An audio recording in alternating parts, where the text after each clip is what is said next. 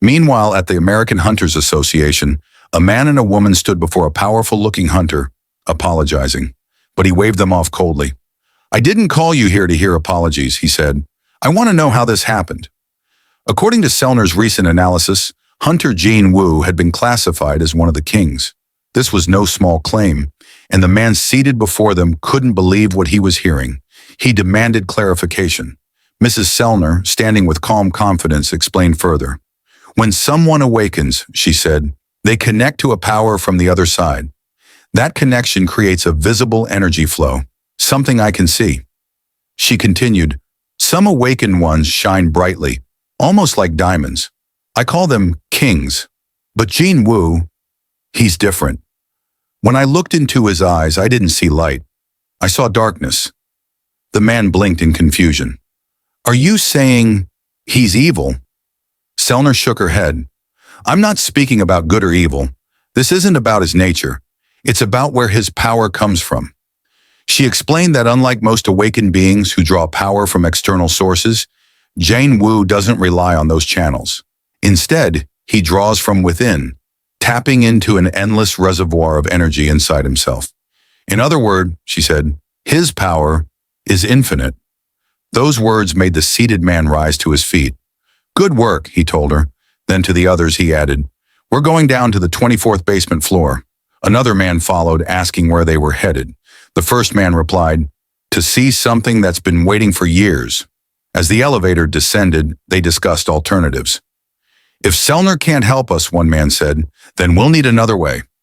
He recalled the first time they'd faced in this ranked dungeon, a disaster that shook the entire western U.S. It had been brutal. Out of all the elite hunters sent in, each one bought with massive contracts, only 5 made it out alive. Those 5 were given state-level authority, later called national-level hunters. Among the threats in that dungeon was a dragon named Kesh, whose flames were said to never die out. It had torn through entire teams of hunters like paper. As they neared the bottom floor, the man muttered, "I'd believe it if you told me that monster left something behind." The elevator door opened. Inside, a runestone lay resting in a secure chamber, left behind from the body of Reed. 8 years had passed since his death, and none of the national-level hunters had claimed it. But the stone remained, waiting quietly in that cold, dark place. And now, it was ready to give one more gift to America. Back in Korea, Jin-Woo stood silently in front of a mirror at his home. He looked at himself with thoughtful eyes. So much had changed. He could feel it. He had grown stronger, much stronger. As Jin-Woo looked at himself in the mirror, he started wondering, was it really just him, or had everyone changed like this after their rebirth? People on the street seemed different too. Maybe the rebirth process had fixed all physical flaws, even the ones people didn't realize they had. Curious, he barged into his sister's room and asked her bluntly, "Hey, what do you think of me?" She blinked at him, confused. "What do you mean?" "You know, my charm, as a guy." She stared at him like he'd lost his mind. "Why are you suddenly acting like you're hot stuff?" At that moment, their younger brother came in and started annoying her. She groaned and snapped, "Honestly, you're just a freeloader living in this house." Jin-Woo chuckled. "Thanks for the honest review." She kicked him in response, but he laughed and warned her, "Careful, you'll hurt yourself. Did you forget I'm an S-rank hunter now? I've got some skills, you know." She fired back, "Yeah, and I'm first in my class at school." Then Jin-Woo casually mentioned that he was thinking about starting his own guild. His sister immediately jumped on the idea, teasing, "So I have to listen to the boss now?" He asked her opinion on a name. "How about El Solo?" She burst out laughing. "Seriously? That's so weird. You're not even solo. You summoned those black soldiers, remember?" Jin-Woo paused, realizing she had a point. True. What would you call it?" His sister smirked and said, "Call it Ain. A 4 level up. Also, it's my name upside down. Plus, it sounds cool." That night, over at Hunter Chaw's apartment, she lay in bed replaying everything she had said to Jin-Woo. Embarrassed, she groaned and hid her face under a pillow. Why did I say that? It sounded like a confession. Is that really what I meant? She turned red, frustrated with herself. He probably thinks I'm crazy now. But then her thoughts softened. Still, he saved my life. Of course I'm curious about him. Trying to calm herself down, she remembered the moment she nearly died, and the warmth of a hand pulling her back. That was when Hunter M. Ben used his healing ability to save her. And as her soul drifted in that moment, he had told her something. Tell Jin-Woo to be careful. That power of his. The memory came back clearly now. She had met Hunter Ben then. It wasn't a dream. The next day, in one of the top guilds, members were discussing a newly opened dungeon. The atmosphere was tense. The permit might be hard to get, one hunter said. It's ranked above average. You think it's S rank? Another asked. Nah, it's listed as A rank. But who knows? It could change. The guild was facing a tough decision. If the dungeon turned out to be S rank, they'd be stuck inside. But if they gave up too early, and the dungeon wasn't S-class after all, they'd lose face, and the credit would go to other more famous guilds. As one of the biggest guilds in the country, failure wasn't an option. It could get ugly. The guild members sat around thinking about their next move. Sure, they had some strong hunters, but they still lacked something crucial, an S-rank hunter. And without one, they were easily overshadowed by more well-known guilds. Some of the hunters believed that not having an S-rank member wasn't a huge deal, until one of the female hunters walked up with a suggestion. Why don't we form an alliance? The two men considered her proposal. It actually made sense. She explained that handling the dungeon alone was risky, but other guilds might have already joined forces behind the scenes. Still, they weren't sure if those guilds would be open to an alliance with them. Then she added, what if we invited just one person? It could change everything. One of the hunters raised an eyebrow. Why not just head for a lower-ranked dungeon then? What's the point of all this? Then it hit him. He realized exactly who she was talking about. Jin-Woo. Teaming up with someone like him would be complicated. Sure, it would get them attention, but not necessarily the kind they wanted. With someone like Jin-Woo involved, all eyes would be on them, and the pressure would skyrocket. Still, one thing was certain. Under Jin-Woo's command, their squad would probably return alive. The man turned to his teammates. Anyone know what Jin-Woo's been up to lately? Another replied, only thing I heard was that he cleared a highway dungeon recently. He was about to look up Jin-Woo's contact info, but someone stopped him. No point. A guy like him doesn't handle things over the phone. Meanwhile, back in Jin-Woo's office, Jin-Ho was still set on naming the guild Ain. Sounds good, doesn't it? He grinned. Jin-Woo nodded. Yeah, let's go with that. Just definitely not solo. Then he asked, so what's next? We still need more members. Jin-Ho thought for a moment. What about that girl? Cha? How'd that go yesterday? Jin-Woo shook his head. It didn't work out. She's not the right fit. Jin-Ho seemed a little disappointed. But she's young, talented, and a total beauty. I really thought she'd be a great addition. Then he started thinking out loud. You know, whoever we bring in should already have a hunter's license. They don't need to worry about guild politics. Just trust us completely. That's when an idea clicked in his head. Jin-Ho's eyes lit up. He knew exactly who he wanted to invite. But before he could say anything, there was a knock at the door. Jin-Woo got up, half expecting it to be Hunter Cha again. But it wasn't. Instead, 3 men from the association and the Night Guild stood at the door. A few moments later, they were all seated in his office. One of the men explained that they'd been reviewing a dungeon gate from a video recording. The gate was massive, and while dungeon size doesn't always match its danger level, in this case, it did. Jin-Woo asked them directly, so, it's an S-rank dungeon? The representative hesitated.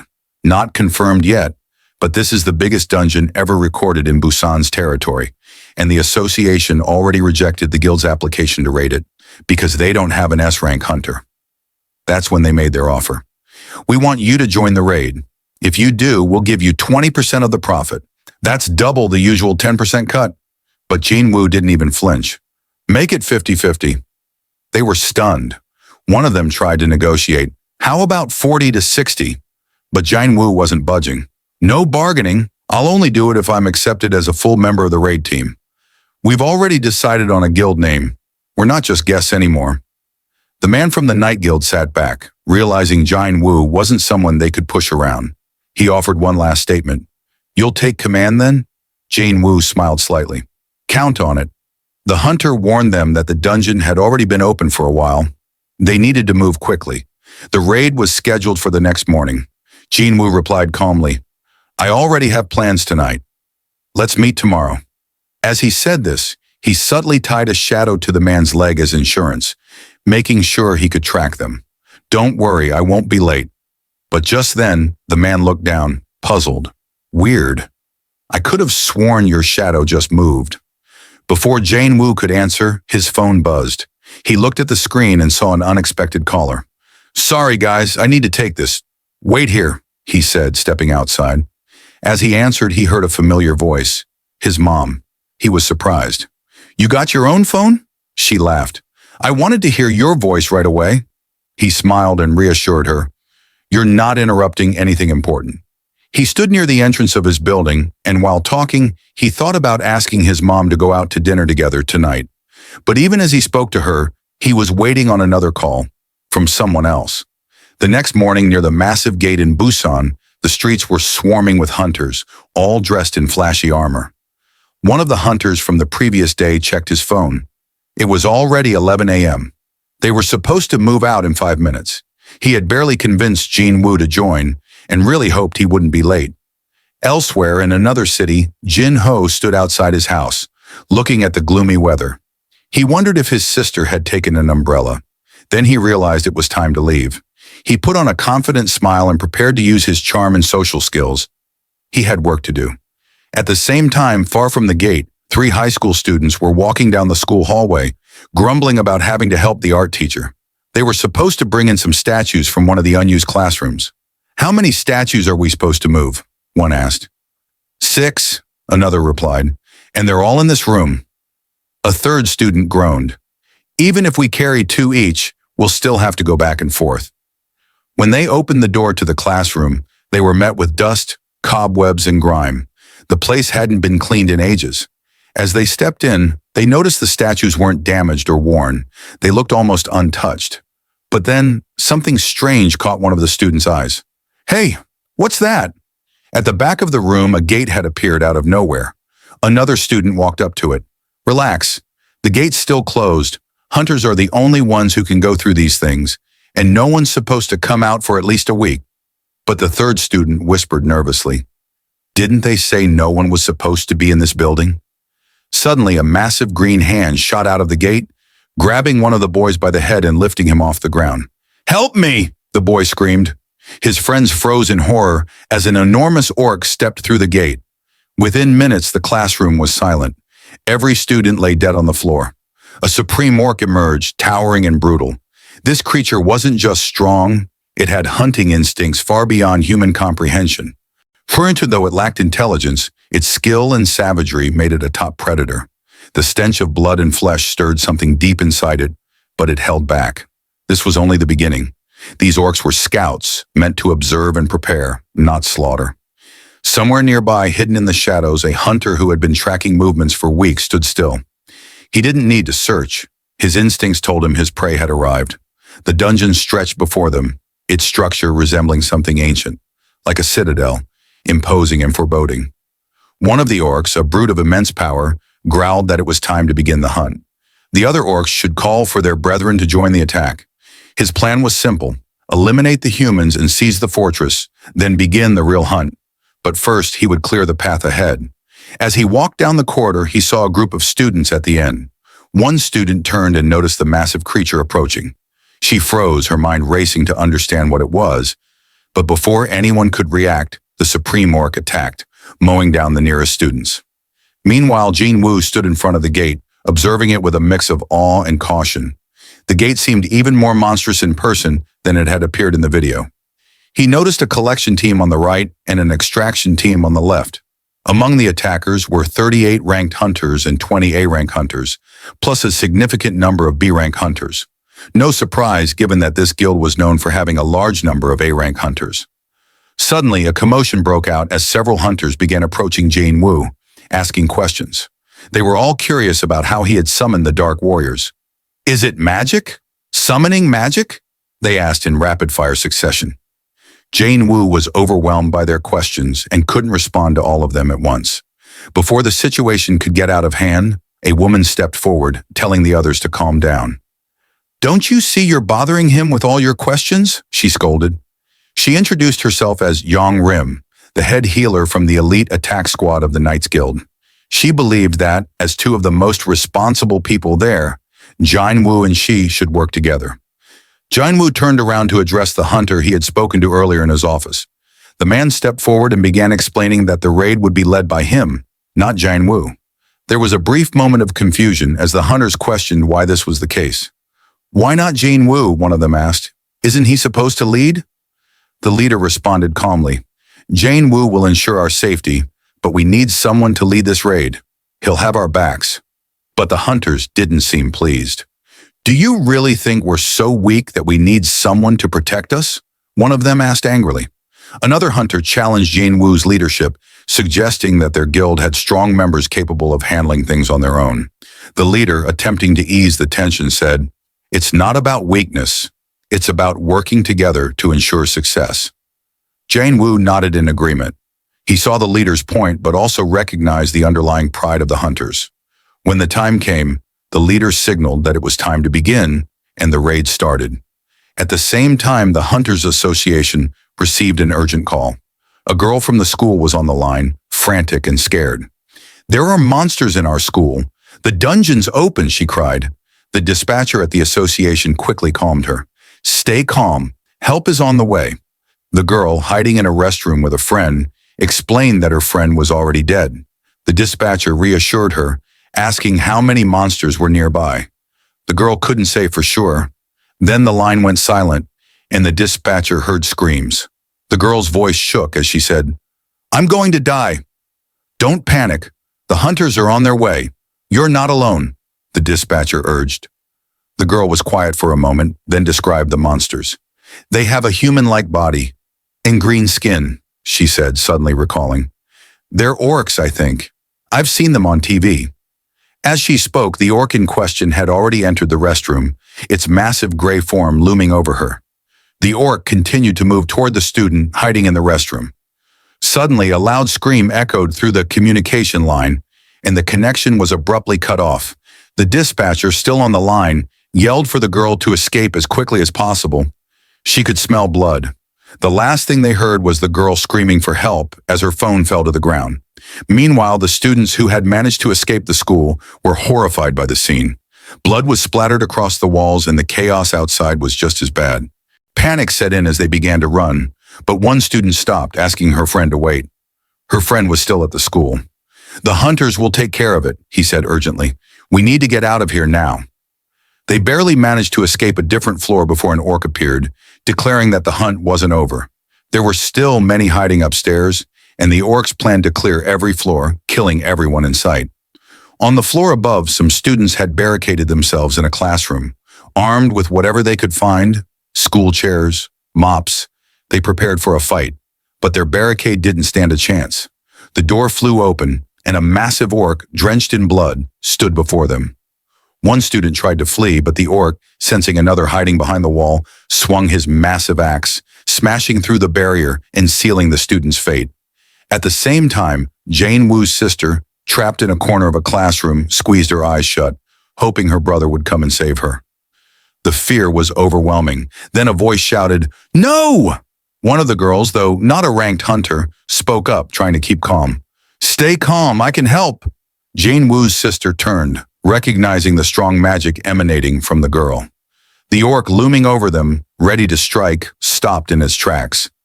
It seemed to sense something powerful in the girl, but before the situation could escalate further, a shadowy figure appeared. It was the shadow soldier Jin-Woo had summoned. The shadow soldier, a massive figure, attacked the orc with great force, sending it flying into the air. Jin-Woo's sister was awestruck. This was her brother's protection in action. At the same time, in the dungeon, Jin-Woo and his team were dealing with the monsters. The hunters who had entered the dungeon with him were stunned as they encountered a two-headed orc. The leader immediately took charge, calling for the group to focus. They were up against a dangerous foe. The massive two-headed orc saw the hunters and roared in fury, swinging its huge axe toward them. But one hunter, undaunted, activated his skill and summoned a protective barrier just in time to absorb the impact of the orc's blow. There was a massive explosion when the axe collided with the barrier, and the hunter's strength held the pressure. As the orc reeled, the other hunters quickly sprang into action. One hunter, with agility and speed, scaled the orc's giant axe and charged toward its heads. With expert precision, he struck the orc's eyes, blinding it. The other hunters quickly followed suit, launching their attacks and incapacitating the monster.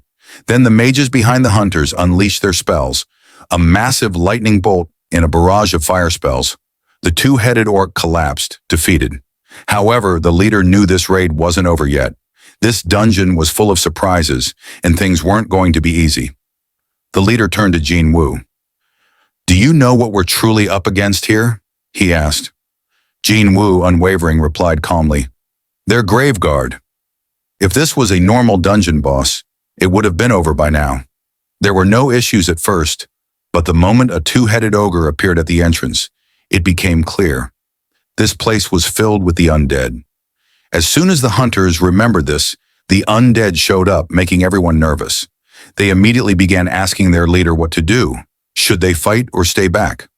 But then something strange happened. The undead suddenly acted differently and stopped moving. The hunters were confused. Why did these creatures run away instead of attacking, especially when they usually go after people without hesitation? It seemed like they were scared of something. Jin-Woo, standing at the back, also noticed this and felt something strange. Just then, he told the hunters he had urgent matters and needed to leave. The leaders didn't understand and told him they might not survive without him. Jin-Woo replied that he knew the risks, but he would call someone they could trust, his friend. Still confused, the leaders watched as Jin-Woo summoned a familiar figure, his general ant. They didn't recognize it at first, but it was the same ant from the island. Jin-Woo explained that since everyone seemed to know what was happening, there was no need to explain more. He handed over the responsibility to the general, telling him to protect the people and let anyone not part of their group do as they wish. Hearing this, the general ant shouted joyfully, excited to have some fun. The nearby hunters realized they were going to follow him. A girl next to Jin-Woo called out to her teammate, Mr. Jin-Woo. Soon reinforcements arrived, about 20 ants. Despite this, the leaders and a healer girl tried to stop Jin-Woo, saying he had summoned monsters for no reason. Jin-Woo turned to them seriously and said he could call them back if they preferred, but this was better than doing nothing. After that, no one argued. They just agreed. While standing in line, Jin-Woo checked how much longer until his skill was ready again. 1 hour and 42 minutes left. He couldn't understand why this was happening now. Without wasting time, Jin-Woo started running toward the dungeon exit. As he sprinted, he realized the signals from the soldiers protecting his sister hadn't stopped, and he had a bad feeling. Suddenly, he saw a large group of undead soldiers in front of him. He yelled at them to move. Unexpectedly, they all kneeled down as if worshipping him. Jin-Woo didn't understand why.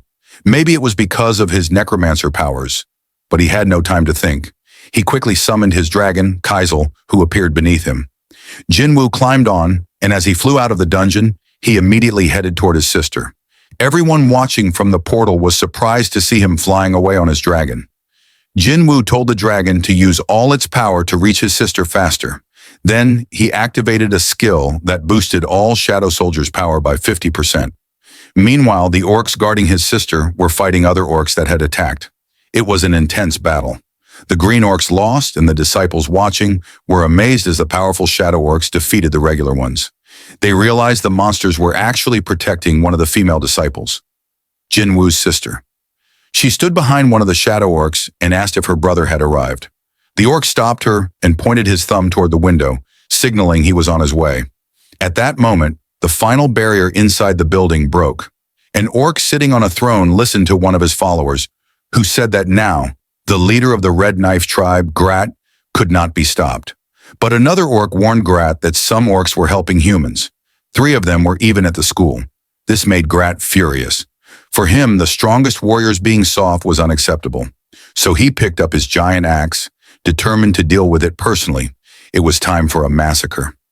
Back in the other dungeon, the ants who were fighting on the human side were loudly roaring as they defeated their enemies. The hunters watching all this from a distance were unsure. Should they stay or should they leave? They were scared. What if the ants suddenly turned on them? But the leader, known as Mountain, understood that there was no turning back now. They had to finish the raid. Even if they wanted to stop, The reporters outside wouldn't let them go easily. Some hunters were nervous, but quitting wasn't an option. Just then, Ant Bear appeared suddenly near the leader, startling her. She was about to say something, but the ant vanished instantly and reappeared at his original position. With incredible speed, he rushed off again. On the way, he threw something on the ground near the leader's feet. When the leader looked down while sitting on the ground, she saw a large ant staring back at her. After a moment, the ant turned away and walked off with the rest of his army. Other hunters rushed over and asked if she was all right and what they should do. Follow the ants or stay here. The leader said everything was fine. When the hunters looked down, they saw the severed head of a death knight lying on the ground. They were shocked. That ant had taken down a powerful monster with a single strike. His strength was unbelievable. Then the leader smiled. She realized something important. No one really knew how valuable high-level magic crystals could be.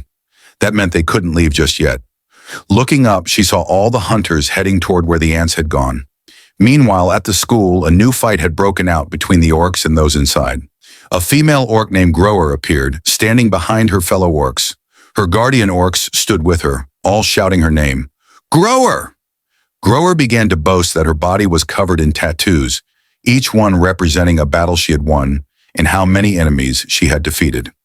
Looking at her opponents, she admitted they had taken down quite a few enemies too, but she believed that was all they could manage. She raised her giant sword and told the higher orcs to enjoy the battle while she handled these enemies herself. She swung her blade hard, but another orc blocked the strike. Grower didn't stop. She used even more strength and cut the shadow orc in half. To her shock, the shadow orc quickly regenerated. It was magic. No matter how many times she attacked, it was useless. She thought about killing hundreds, even thousands. But then she began hearing voices in her head. Voices urging her to kill all humans. These voices grew louder and stronger with each passing moment. She realized she needed to finish off the shadow orcs quickly before the voices took full control of her. Grower figured out that someone was behind all this. Someone controlling the orcs with magic. She believed it was the girl hiding among her guards. If they could capture her, the magic might stop. But because the orcs were constantly regenerating, they needed to move fast and take her down before the regeneration could happen again. At that moment, the last remaining shadow orc managed to grab the two other orcs, leaving Jin-Woo's sister exposed and unprotected. Suddenly, another creature appeared, grabbed her head, and whispered that he had always known it was her. He could sense her magic clearly. Just as he was about to finish her off, he felt something coming from the distance. His hands began to tremble. Whatever was coming scared him so much that he let go of Jin-Woo's sister, and she fell to the ground. Her friend ran up to her, asking if she was okay. The orc who had been quietly observing suddenly felt a terrifying presence approaching. His instincts screamed danger, and he began to tremble. Just then, the leader of the Red Knives, Grur, ordered his subordinates to get down immediately. At that exact moment, a loud explosion shook the room, and a cloud of dust filled the air, making everyone cough. Someone had burst into the room. Jin-Woo had finally arrived just in time. He rushed to his sister, placed a hand on her head, and gently told her she was safe now. All the orcs instinctively stepped back. Grur looked ahead and saw a large dragon along with a strange hunter who radiated an overwhelming power. Grur began introducing himself, claiming he was the leader of the Red Knives. But before he could finish speaking, Jin-Woo pointed his finger at him and told him to be quiet and wait. He hugged his sister, apologized for arriving late, and said she was safe now. Then he looked toward the other students and asked if they were okay. They all said yes, and Sonia, who stood nearby, said she was fine too. But then Jin-Woo noticed something alarming, a red mark on his sister's face from when the orc had grabbed her. His expression changed instantly. Furious, he called out his shadow commander, Igris, and told him to protect his sister. He also summoned more soldiers and ordered them to get the children out of the school safely. Nearby orcs began to panic. They sensed danger. Jin-Woo noticed their movement and told them firmly to stay still and wait their turn. Slowly, the students began exiting the school, climbing onto the dragon waiting outside. One of the orcs asked how Jin-Woo could control such strong warriors and how he even knew their language. But the only thing that orc saw was a hunter burning with so much power that it felt like he could destroy them all in seconds. Realizing he wouldn't get any answers, the orc, along with the others, charged at Jin-Woo. But Jin-Woo didn't move. He waited as they got closer, One orc swung at him, but Jin-Woo caught him between just two fingers. The orc let out a scream of pain. In just a few moments, the orc collapsed, smashed into the rocks below. Then Jin-Woo finished him off with a single powerful kick. Even after watching their comrade die, the other two orcs tried to run away. But Jin-Woo used his ruler's authority skill, lifting them into the air. With a squeeze of his hand, both orcs were crushed like meat. Seeing this, the remaining orcs in the room screamed and charged at him all at once. But Jin-Woo wasn't going to wait around. With his bare hands, he tore through them one by one. Within seconds, they were all defeated. Only the leader was left, standing frozen in the corner, unable to believe what had just happened. As he tried to speak, Jin-Woo grabbed his head and slammed him against the wall. While holding him there, Jin-Woo looked down the corridor the orc had come from and saw students lying injured, bleeding on the ground. He turned the other way and saw the same thing. Furious, he asked, "Why are you killing people like this?" The orc mumbled something, as if haunted by voices in his head. Jin-Woo asked again, "What about me? Do you want to kill me too?" The orc only begged for mercy. Jin-Woo stared into his eyes and heard the same voice the orc did. Tears ran down the orc's face. Jin-Woo realized these orcs didn't even see him as human. A blade began forming in Jin-Woo's other hand. He finally spoke, saying, "It doesn't matter anymore. I'll let you live, but don't expect it to be pleasant." Meanwhile, back at the main dungeon gate, where many hunters from the Night Guild were gathered, a healer tried to stop an ant soldier from tearing apart monsters. She pulled on his clothes and tried to explain how expensive vampire soul crystals were. But the ant ignored her and kept devouring the monsters. In her panic, she got hurt. As she looked up, she saw the ant keep eating that vampire. Suddenly, the general ant rushed over to her, stretched out his large arm, and healed her instantly. Her wounds vanished in seconds. Surprised, she thanked him, realizing he had healing magic. She couldn't believe it. How could a shadow creature have stronger healing powers than her? But then she remembered, this wasn't just any ant. He was a general, leading an army of other powerful ants. The group began moving toward the end of the hallway. At the very end, they came to a door. It slowly creaked open. Behind the door stood the boss of the dungeon. He looked ready for battle. When the hunters saw him and the guards behind him, they froze. It was an arch, one of the most dangerous types of dungeon bosses. No guild had ever been able to defeat one before.